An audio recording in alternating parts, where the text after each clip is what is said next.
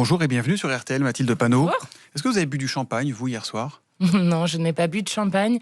Et moi, je pense que à la fois le combat contre l'homme est fini, mais le combat contre ses idées continue plus que jamais. C'est Est-ce que vous êtes, notamment. est-ce que vous êtes choqué? Je vous pose cette question de manière un peu provocante parce qu'il y a eu des rassemblements festifs. On a vu des gens boire du champagne à Paris, à Lille, à Strasbourg, à Marseille, à Nantes, à Lyon, à Toulouse. Est-ce que ça vous choque? Non, ça ne me choque pas, et je trouve que ceux qui sont choqués par ce qui s'est passé hier, d'une jeunesse qui continue d'emmerder le Front National, sont Charlie le matin dans un esprit Charlie, et puis le soir sont choqués que des gens puissent faire une blague ou des rassemblements symboliques sur la mort d'un dirigeant d'extrême droite. Rien ne qui a été, je le rappelle, un tortionnaire en Algérie, qui a insulté à la fois les personnes de confession juive, de confession musulmane, qui a été condamné pour haine raciale et pour incitation au meurtre contre les personnes roms, qui, je le rappelle aussi, a parlé de lépreux en parlant des personnes qui vivent avec le sida. Bref, je crois qu'on ne peut pas être Charlie le matin et s'en prendre le soir à une jeunesse. Sur un cadavre le soir. Rien ne justifie qu'on danse sur un cadavre. Mais personne ne danse sur un cadavre. Il faut arrêter de dire n'importe quoi. Enfin, personne ne danse sur un cadavre. Vous comprenez juste... de la mort de quelqu'un, sortir dans la rue, ouvrir des bouteilles de champagne, tirer des feux d'artifice, c'est quand même particulier, non? Quoi qu'on pense du bonhomme? Non, c'est pas quoi qu'on pense du bonhomme. Monsieur Le Pen, monsieur Jean-Marie Le Pen, n'est pas juste un adversaire politique, comme ça a été dit par monsieur Retailleau, ou même une grande figure de la vie politique française, comme ça a été dit par monsieur Bayrou. Monsieur Jean-Marie Le Pen est un ennemi de la République. Il faut être précis, on savait en le combattant quel combattant il était, au-delà des polémiques qui étaient son arme préférée et des affrontements nécessaires sur le fond. Voilà ce qu'a dit François Bayrou. C'est un ennemi de la République. Quand vous avez un homme qui a été condamné plus de 30 fois, notamment pour négation de crimes contre l'humanité. C'est l'homme du détail de l'histoire en parlant des chambres à gaz. Donc, je crois que, encore une fois, non, on ne peut pas avoir des indignations à géométrie variable.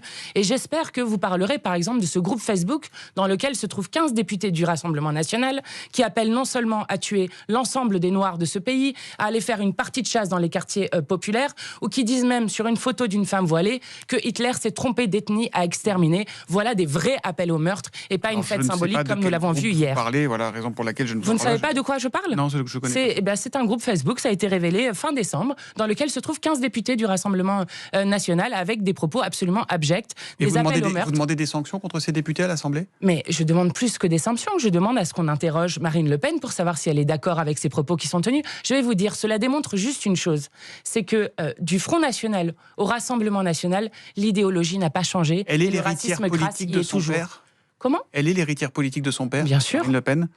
Pourtant, elle s'en est distancée, elle a rompu avec lui, elle l'a exclu du parti. C'est-à-dire que sur le vernis, ça a changé. Mais par exemple, vous avez dans le groupe de Marine Le Pen, dont elle est présidente, Frédéric Boccaletti, qui est un libraire négationniste, qui non seulement est antisémite, mais répand des idées antisémites, puisque sa librairie vendait des livres sur des questions qui étaient négationnistes. Donc, je crois que sur le vernis, ça a changé, mais que derrière, vous avez exactement le même front idéologique. Vous évoquez l'antisémitisme, et pourtant, aujourd'hui, c'est vous, les Insoumis, qui êtes régulièrement accusé d'antisémitisme. Écoutez ce que disait le ministre de l'Intérieur Bruno Retailleau, c'était ici même sur RTL hier matin. Aujourd'hui, l'antisémitisme, il a deux visages. L'islamisme, l'islam politique, mais aussi le visage de celles et de ceux qui, pour des raisons électoralistes, utilisent la cause, le drame palestinien à des fins électorales, pour draguer le vote musulman. C'est l'extrême gauche, c'est les Insoumis, très clairement, je le dis. C'est les Insoumis, très clairement, je le dis, dit Bruno Retailleau. Ça vous gêne pas aujourd'hui qu'une partie de la population se dise LFI, c'est un des visages de l'antisémitisme? Ça me gêne, oui, qu'on répète à longueur de journée un mensonge qui est une flétrissure énorme. Je rappelle que nous sommes des humanistes, que nous battons pour l'égalité de tous les êtres humains et l'égalité en droit, quelle que soit la religion, le sexe, l'orientation sexuelle, la couleur de peau, et que donc nous n'avons jamais été antisémites. Je rappelle que contrairement au parti de Jean-Marie Le Pen, de Marine Le Pen, nous n'avons personne qui a été condamné pour antisémitisme. Et je veux dire que maintenant, ça suffit. Ces insinuations qui sont faites contre nous. Donc non, nous ne sommes pas antisémites. Et ceux qui... Vous parliez de Charlie. Vous diriez, Mathilde Panot, je suis juif comme on dit je suis Charlie aujourd'hui? je suis juive. Je ne comprends pas votre question. En slogan revendicatif, on dit « je suis Charlie », on sait très bien ce que ça veut dire. Vous savez, à chaque fois qu'il y a eu des actes antisémites, nous nous sommes tenus aux côtés de celles et ceux qui ont été pris à partie du fait de leur religion. Donc oui, à chaque fois que quelqu'un sera pris à partie pour sa religion, qu'il soit de confession juive, de confession musulmane, de confession catholique, nous serons à leur côté parce que nous ne supportons pas les discriminations. Et est-ce qu'il faut faire de la lutte contre l'antisémitisme une grande cause nationale, comme le propose le président du CRIF ?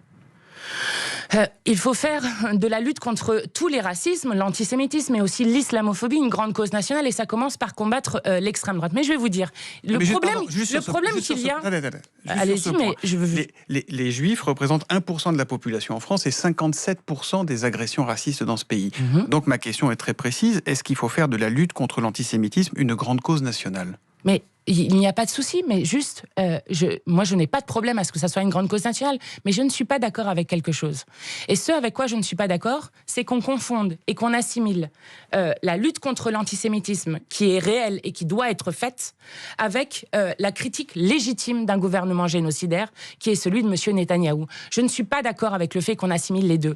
Et ce n'est pas parce que nous nous battons de pied ferme pour enfin qu'il y ait des sanctions contre le gouvernement de Netanyahou, pour qu'enfin il y ait un cessez-le-feu et que le génocide cesse à Gaza, que nous sommes antisémites. Ça suffit.